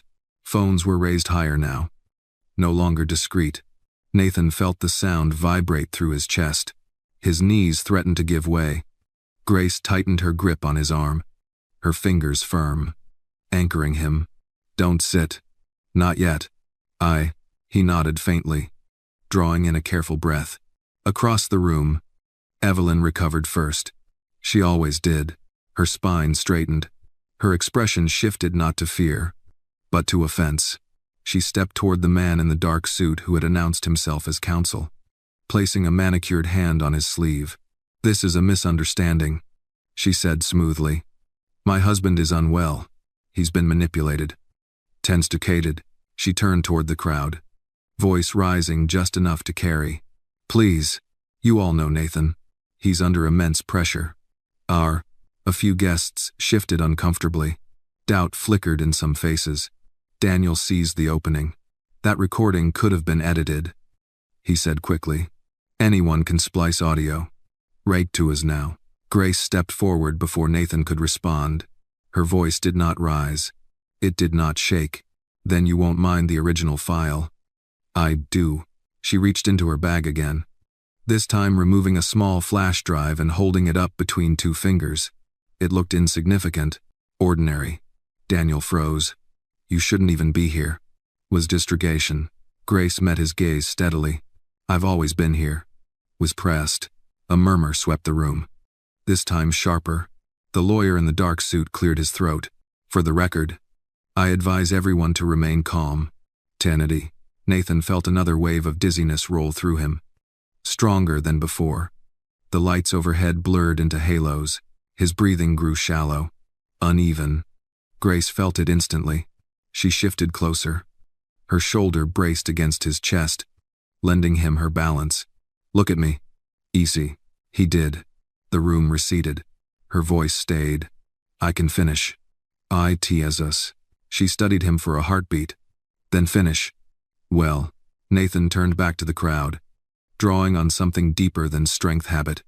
Discipline. Years of being heard even when he spoke quietly. You're right, he said, addressing Daniel without raising his voice. Audio can be manipulated. End quote. Daniel exhaled. Relief flickering. That's why there are documents. Before like 10, Grace opened the bag and handed the folder to the lawyer. Medical reports slid into view. Timelines. Lab results. Names. The lawyer's expression changed as he scanned the first page. These signatures. He looked up sharply. They're forged. Evelyn's face tightened. That's impossible. 1. It's provable. Oh, the sirens reached the building now. Unmistakable. Security personnel hovered near the edges of the room, uncertain who to obey. Nathan felt sweat bead along his spine. His vision dimmed again, this time accompanied by a deep, spreading weakness that made his legs tremble. He swayed. Grace caught him fully now, one arm around his back, the other gripping his forearm. Gasps rippled through the crowd. Is he going to collapse? He's been poisoned. The words landed like a slap. Nathan's knees finally buckled. Grace guided him down carefully into a nearby chair, never letting his head fall back. She knelt slightly, keeping him upright, her face close to his. Stay with me. Is Nodvidi. I'm still here. I am. He forced his eyes open again, meeting the room's gaze from his seat. I didn't come here to beg. I am. His voice was weaker now, but clearer. I came because silence almost killed me. Dime. Evelyn stepped back, her composure cracking at last. You're doing this to punish me. Today, Ed. Nathan really looked at her for the first time in years. No. Always. He shook his head slowly. You did this because you thought no one would listen to someone like her. We were create. He gestured weakly toward Grace. The room shifted. Grace felt it. She straightened, rising to her full height beside him. I was supposed to disappear. End quote. Her voice carried now, clear and calm. That's how it works. People like me hear things, see things, and we're expected to forget them. She looked around the room, meeting eyes. I didn't. Inside, silence fell thick, uncomfortable, undeniable. The doors at the far end of the hall opened. Uniformed officers entered, scanning the room. Alert but measured. The lead officer stepped forward. We received reports of an emergency. Was Nouther. The lawyer raised a hand. You're going to want to hear this. Evelyn's breath came fast now, her control slipping. This is a mistake. The officer glanced at Nathan, then at Grace. Sir, do you need medical attention? Nathan nodded faintly. Yes. A.S.T. Grace's hand tightened on his arm. And protection. And, the officer's expression hardened. We can arrange both. 2. As paramedics pushed through the crowd, Nathan felt the room tilt again. This time not from weakness, but from release. Grace leaned closer. You did it. Nah. He looked at her. a faint smile touching his lips. We did. Everyone. The gala had stopped being a performance. It had become a reckoning. The paramedics moved with practiced efficiency, their presence cutting through the stunned stillness of the gala. Nathan barely registered the feel of gloved hands at his wrists, the blood pressure cuff tightening around his arm. The room swayed as they adjusted him on the chair, oxygen mask hovering near his face. "Ma'am, we need room." 91. Grace met his eyes calmly. "I'm not leaving him." "It's a minded." The paramedic hesitated, then nodded once. "Fine. Stay where you are." "I'll go." Nathan's vision blurred again. But this time there was a strange sense of distance to the fear. The chaos around him felt muted, as if someone had turned the volume down. Evelyn stood several feet away now, flanked by security, her face pale beneath the carefully applied makeup. Daniel hovered near her, his earlier confidence completely gone, his jaw tight as his eyes darted between officers and the exits. "Mr. Cole, we're going to escort you to the ambulance." "I have Bup at it." Nathan nodded faintly. Grace leaned down, her voice steady and close. Slow breaths. "I do." He followed her rhythm, focusing on her voice rather than the noise around them. As they lifted him onto the stretcher, murmurs broke into open speculation. "Did you hear the recording? It sounded real." I always thought she was cold." "Is not a come." Phones were everywhere now. No one pretended otherwise. The stretcher rolled toward the exit, Grace walking beside it, one hand resting lightly on Nathan's arm. He turned his head just enough to look back. Evelyn caught his gaze. For a moment, the room disappeared. "Nathan, please." "There's off." Her voice cracked not with remorse, but with fear. Nathan did not respond. Grace did. She turned toward Evelyn, her voice quiet but unmistakable. "You don't get to ask now." End quote. The doors closed behind them, sealing off the sound of the gala.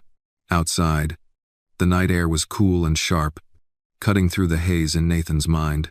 The ambulance doors opened, bright white light spilling out. "We're taking him to Memorial." Grace nodded. "I'm coming with him." Magnus did. "Family only." "80 say." Nathan found his voice, thin but firm. "She's my witness." "This very one." The paramedic paused, then stepped aside. "Get in." ATEPs.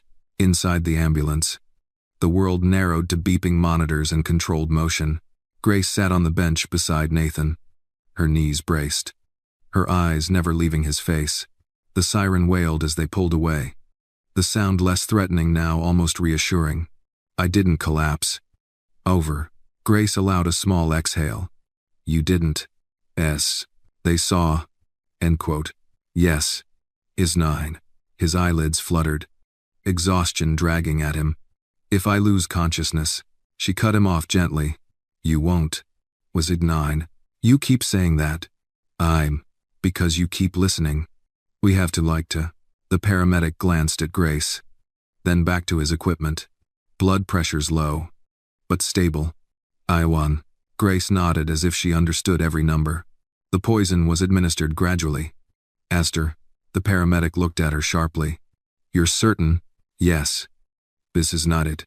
He nodded once, respect flickering across his face. At the hospital, they moved quickly, hallways blurring past, doors swinging open, voices overlapping. Nathan felt himself lifted again, transferred onto another bed. Grace followed, stopped only briefly by a nurse. "You can wait here."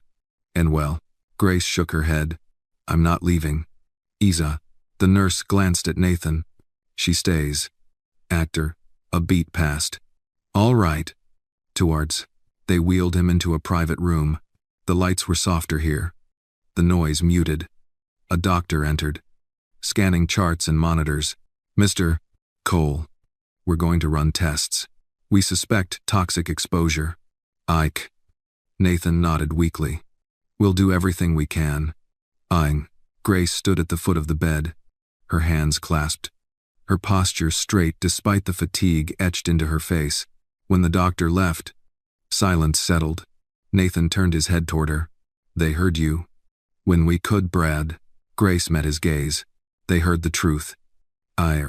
That's not the same thing. She considered that. Tonight. It was. Tino. A nurse adjusted the IV. Then stepped out. Nathan's breathing slowed. Exhaustion finally claiming its hold. His eyes began to close. Grace leaned closer. Rest. I'm here. Eisenhower. His lips curved faintly. You always were. Don Ponigal. He drifted into sleep. The monitors marking each steady beat. Grace remained where she was, watching the rise and fall of his chest, replaying the night in her mind. The gala. The recording. The moment the room shifted, for the first time, the truth had not been ignored. It had been witnessed. Outside the room, footsteps approached. Voices murmured. Lawyers, officers, consequences assembling themselves. Grace straightened her shoulders. The story was no longer just about survival. It was about what came next. Morning came quietly in the hospital. No dramatic sunrise. No sense of victory, just the soft hum of machines and the faint smell of disinfectant. Nathan lay still in the bed, his face pale against the white pillow, an IV line tracing a thin path along his arm. Grace sat in the chair beside him, her coat folded neatly on her lap, her posture upright despite the long night. She had not slept. The door opened softly. A man in a dark suit stepped inside, followed by a woman carrying a legal pad. Grace recognized neither, but she recognized the posture, measured, cautious, purposeful. Mrs. Williams? Grace stood immediately. Yes. No, burrowed. The man nodded. I'm here on behalf of the district attorney's office. I see. Grace glanced at Nathan instinctively. He's not conscious. Downser. We know. We're not here for him. I see, and Haddad is a pressure. That made her stiffen. Then you're here for me. One. The woman with the pad spoke for the first time. You are the primary witness. Jan. Grace absorbed that quietly. Witness. Not maid. Not distraction. Witness. I'll answer what I can. Did. They pulled chairs closer, keeping their voices low. We need to establish a timeline. X. Grace nodded once and began. She spoke plainly. No embellishment. No emotion she could not afford. She described the overheard conversation. The broken glass. Evelyn's hands in her hair. The threat. The months of watching patterns what Nathan drank. When Daniel visited, which nights Evelyn insisted on cooking. The investigator's pen moved faster. Did you ever report this? Grace shook her head. Who would have believed me? The lawyer did not contradict her. You saved the evidence. That's... I waited. It is 17's time. For what? Grace's eyes flicked briefly to Nathan. For him to live long enough to hear it. I was. Silence followed. The lawyer cleared his throat. You understand that you're in danger. Wed. Grace met his gaze. I understood that yesterday. It's not examined. The investigator closed her pad. We're placing you under temporary protective custody. Will. Grace frowned slightly. I'm not leaving him. Thus Khan. The lawyer hesitated. That may not be possible. Is active. Before Grace could respond, a voice cut in thin but unmistakable. It is not against us. Grace turned sharply. Nathan's eyes were open now. Unfocused, but alert. His voice was weak, but the authority in it had not vanished. She stays.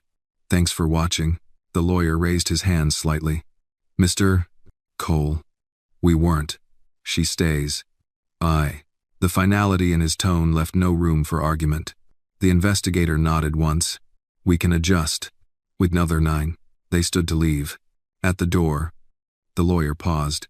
Mr. Cole. Charges are being prepared. Your wife and brother are being detained for questioning. 8. Nathan closed his eyes briefly. Good. He's like. The door closed. The room settled back into quiet.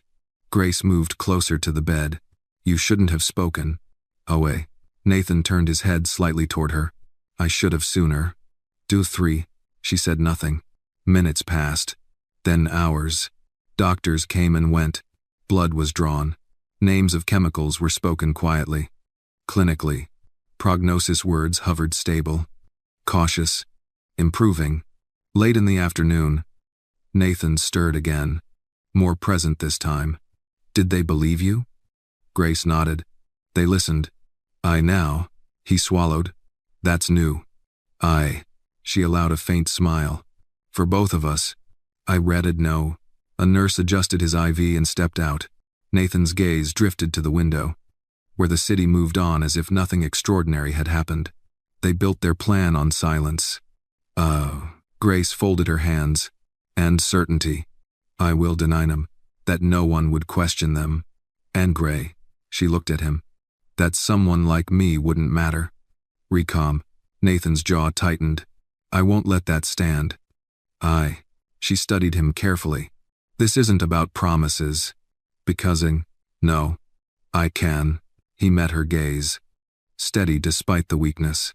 It's about repair. To exoniment. The words settled between them unexpected. Heavy.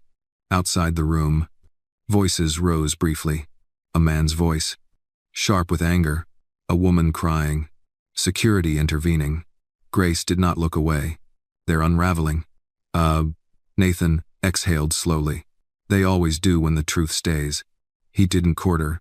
The door opened again. This time it was Harris, the lawyer from earlier. His expression grim but focused. Media's circling. A.T. Grace stiffened. Already? Harris nodded. They want statements. End quote. Nathan shook his head faintly. Not yet. H. Harris looked at Grace. You'll be the center of this. Tenji. I'd do examples. Grace's expression remained calm. I didn't choose that. No. But you can define it. He left them with that. Silence returned. Grace sat back down. Exhaustion finally creeping into her shoulders. I don't want fame. I say. Nathan watched her. I know. With reluctance. I want this to stop happening. It seemed. He nodded slowly. Then we make it impossible to ignore. She considered him for a long moment. That will cost you. It stated. It already has. With his auction. Outside. The sun dipped lower, painting the city in amber and shadow. Grace looked at Nathan, truly looked at him, and saw not the billionaire, not the headline, but a man finally awake to the cost of silence. Then rest. He closed his eyes again, breathing steady now. Stay. Too. She did. The truth had survived exposure. Now it had to survive justice. The hospital room felt smaller by evening, not because of walls or equipment, but because the world had begun pressing inward. Grace could hear it in the hallway now, the low murmur of reporters, the sharper cadence of legal voices, the steady rhythm of authority taking control of a narrative that no longer belonged to the people who had shaped it. Nathan slept, but not deeply. His breathing was steady. His color improved, yet his brow creased occasionally as if his mind refused to rest even when his body demanded it. Grace stood near the window, watching dusk settle over the city. She had lived her whole life on the edges of places like this, cleaning them, passing through them, never belonging to them. Now she was inside the center of something irreversible, and the strangeness of it had not worn off. A soft knock broke the silence. Grace turned. 2 uniformed officers stood at the door. 1 male, 1 female. Their posture was formal, controlled. Ms. Say. Williams? Grace nodded and stepped away from the bed, careful not to wake Nathan. Yes. It is Everham. The female officer spoke next, her voice professional but not unkind. We need to ask you a few more questions. Privately. Grace glanced back at Nathan. He stays asleep. I work. The male officer nodded. Of course. Is prodid. They moved just outside the room. The door left partially open. The hallway lights were harsher, revealing fatigue Grace had been ignoring. Her shoulders ached. Her hands felt stiff from holding herself together for too long. We've reviewed the recording. It is not raid. Grace said nothing. It's thorough. And consistent. I did. Grace folded her arms loosely, grounding herself. Then why am I still being questioned? The female officer met her gaze. Because people like them don't fall quietly. In well-beend. Grace understood that immediately. Neither do people like me. I bad. The male officer's mouth tightened. Almost a smile. Your testimony places you at significant risk. Oh. Grace's voice stayed level. So did staying silent. The officers exchanged a look. We're recommending continued protective custody. Eck. Grace inhaled slowly. I won't disappear. That's not what this is. It's season then, Tagtevend.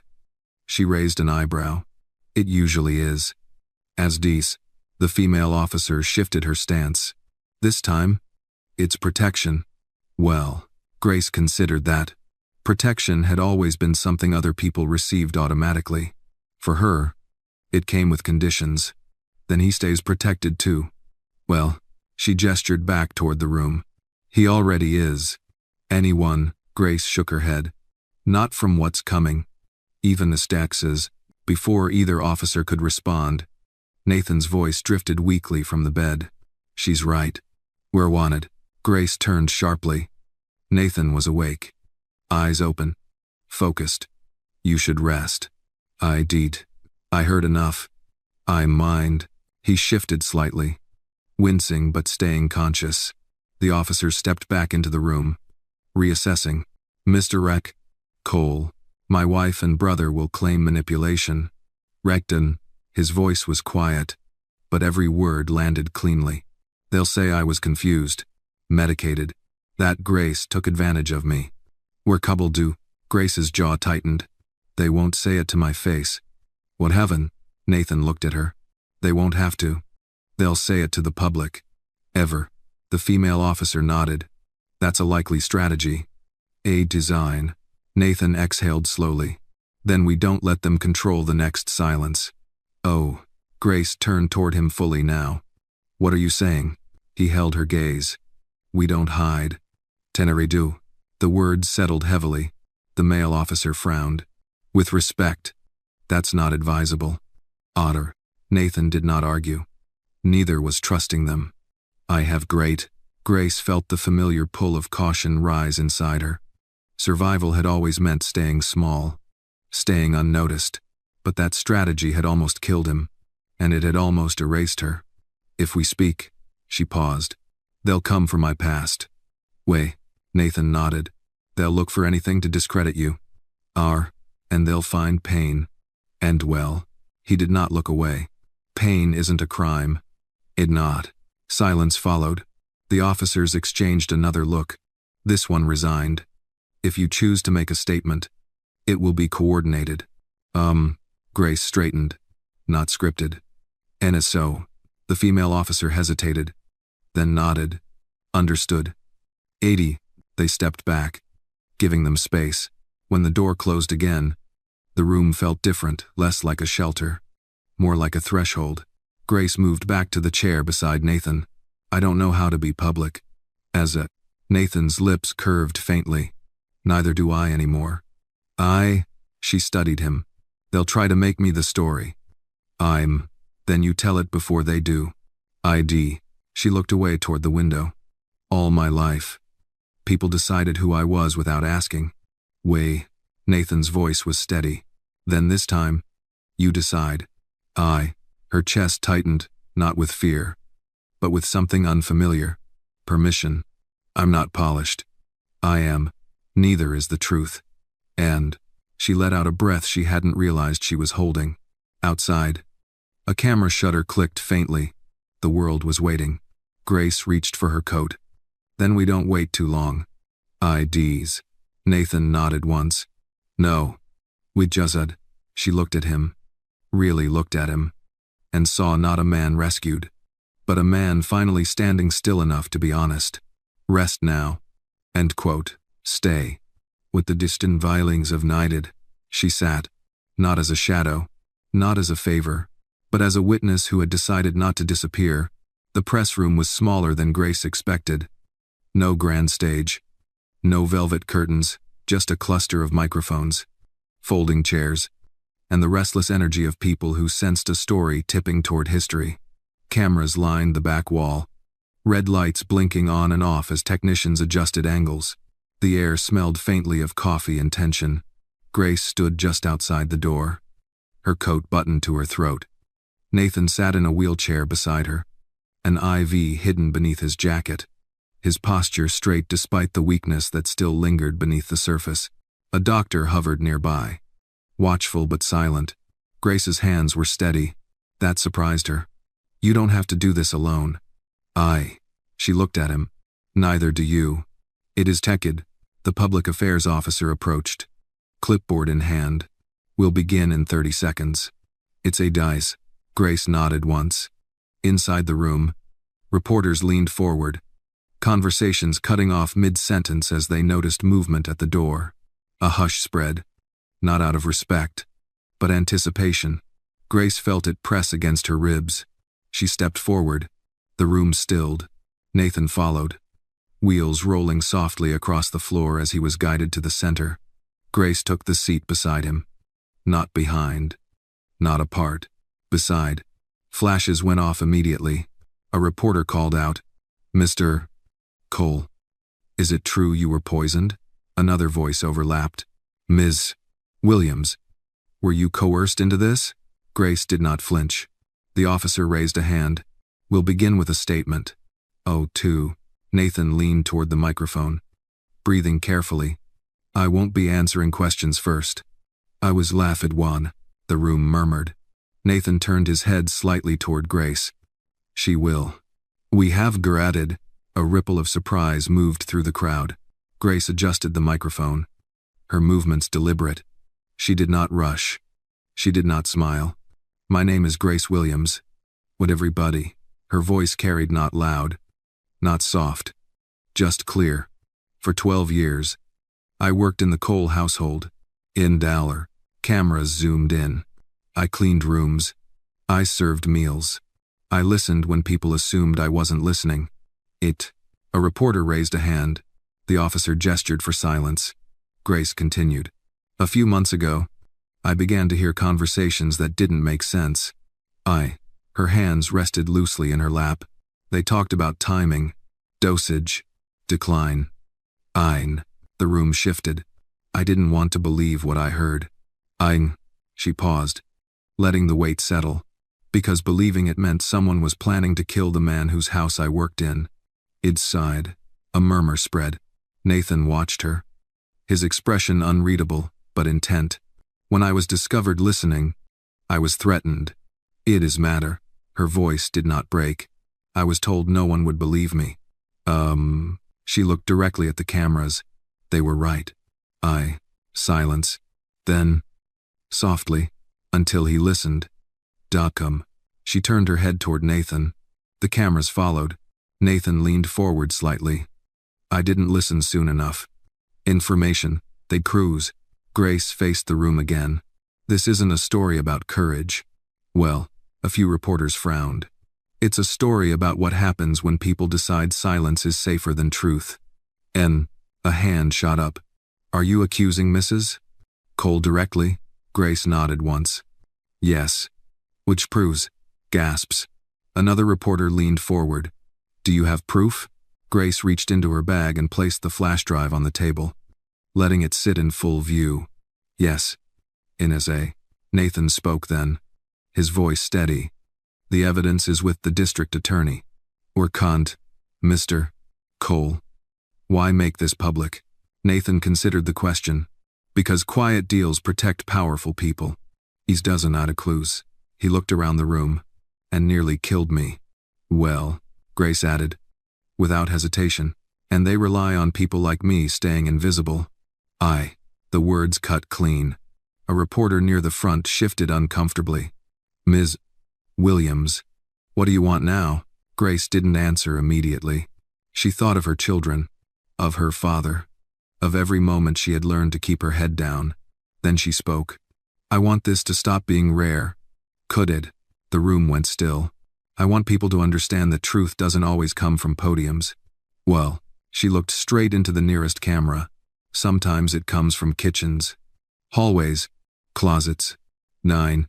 Nathan reached out, resting his hand lightly over hers. A final question cut through the silence. "Are you afraid?" Grace held the reporter's gaze. "I was. With President." She glanced at Nathan. "Now I'm heard. I have the time, away. The officer stepped forward, signaling the end. That concludes the statement. Arded. As they stood, flashes erupted again. But something had shifted. The questions no longer sounded predatory. They sounded uncertain. In the hallway, away from the cameras, Grace leaned against the wall, exhaling slowly. The adrenaline drained from her limbs all at once. Nathan watched her closely. You were extraordinary, Maiko. She shook her head gently. I was honest. Well, a nurse approached, checking Nathan's vitals. You'll need to rest. It is narrated. Nathan nodded. Grace straightened, rolling her shoulders back. What happens now? Nathan met her gaze. Now the truth has witnesses. Oh well. Outside, reporters continued to speak, voices overlapping, stories being rewritten in real time. Grace listened to the noise and felt something unfamiliar settle in her chest. Not relief, not victory, clarity. She had stepped into the light, and she was still standing. The verdict came on a quiet morning. No sirens, no crowds. Just a thin shaft of winter light slipping through the tall courthouse windows as the clerk read the decision aloud. Grace sat in the second row, hands folded in her lap, posture straight. Nathan sat a few seats away, no longer in a wheelchair, but still thinner than he had been months ago, changed in ways that money could not reverse. On the charges of attempted murder, conspiracy, and fraud. Grace did not look toward Evelyn. She had learned that some faces no longer deserved attention. The court finds the defendants guilty. End quote. The words landed without drama, but they landed. A sound escaped the gallery, not a gasp, not applause, but something closer to release. Grace felt it ripple through her chest, not as triumph, but as an ending long overdue. Evelyn did not cry. She sat rigid, lips pressed thin, eyes forward, as if the room had failed her rather than the other way around. Daniel's shoulders slumped, the arrogance that once protected him finally gone. Grace looked down at her hands. They were steady. Outside the courthouse, reporters gathered again, microphones raised, voices overlapping. The world still wanted a story. It always would. Nathan stepped into the sunlight beside her, pausing to take a careful breath. You don't have to say anything. I know. Grace considered that. I know. Two-way. She stepped forward anyway. The questions came fast. Ms. Williams, do you feel justice was served? Grace looked at him calmly. Justice isn't a feeling. The crowd stilled slightly. It's a process, and it's rarely polite. Ice. Another voice cut in. Do you forgive them? Grace did not hesitate. Forgiveness isn't required for accountability. Oh, Nathan watched her with quiet respect. Later, when the noise faded and the city resumed its pace, they walked together through a small park across the street. Leaves crunched underfoot. Children laughed somewhere nearby. Ordinary life continued, unbothered by the fact that something enormous had just ended. Grace sat on a bench. Nathan joined her. For a long moment, neither spoke. They'll write books about this. Rest. Grace gave a small, tired smile. They already are. They'll make it about power. Exaster. They always do. It is her. He leaned back slightly, staring at the sky. I've been asked to return to the company. Grace turned to him. Female, Grace. Have you decided? He nodded slowly. On my terms. Oh, she studied him. What are those? He met her gaze. Transparency, oversight, and a board that doesn't look like a private club. She exhaled softly. That will make you unpopular. I was popular once. Well, more to. A pause. It nearly killed me. Grace nodded. A breeze moved through the trees, carrying the smell of damp earth and cold air.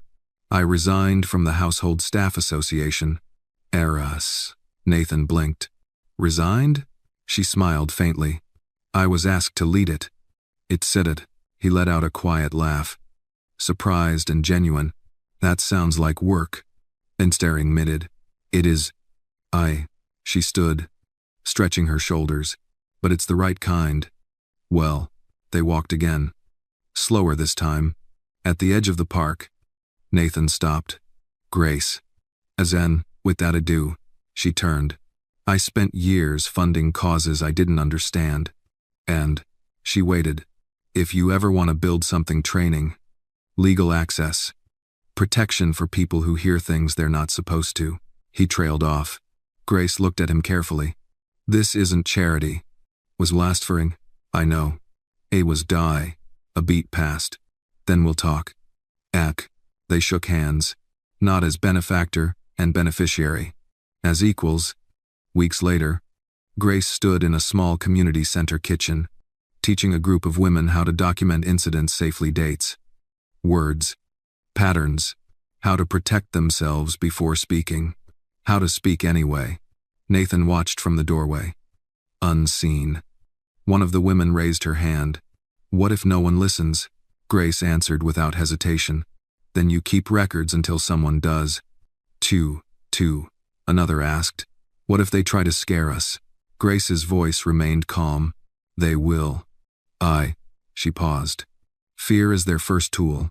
Silence is the second. Neither works forever. Well, Nathan stepped back, letting the door close softly. He walked into the evening air alone, lighter than he had been in years. The city lights came on one by one. Across town, in a small apartment, Grace tucked her children into bed. Her son looked up at her. Mom, are you famous? She smiled, brushing his hair back. No. 2. Then why were you on TV? She thought for a moment. Because I told the truth. With narrated, he considered that. Then nodded. Satisfied. Later, when the apartment was quiet, Grace sat by the window with a cup of tea, watching the city breathe. She thought of closets and hallways, of warnings whispered in the dark, of a man who had finally listened. Justice, she knew now, was not loud. It did not arrive all at once. It came when someone refused to disappear, and stayed. The story reminds us that injustice survives not because it is powerful, but because it is quiet. Real danger often hides behind respectability, wealth, and polite silence. While truth is ignored when it comes from those society deems invisible, justice does not begin with authority or privilege. It begins the moment someone chooses to speak, and someone else chooses to listen. Courage is not always loud or heroic. Sometimes it is simply the refusal to disappear. When silence protects wrongdoing, listening becomes an act of moral responsibility.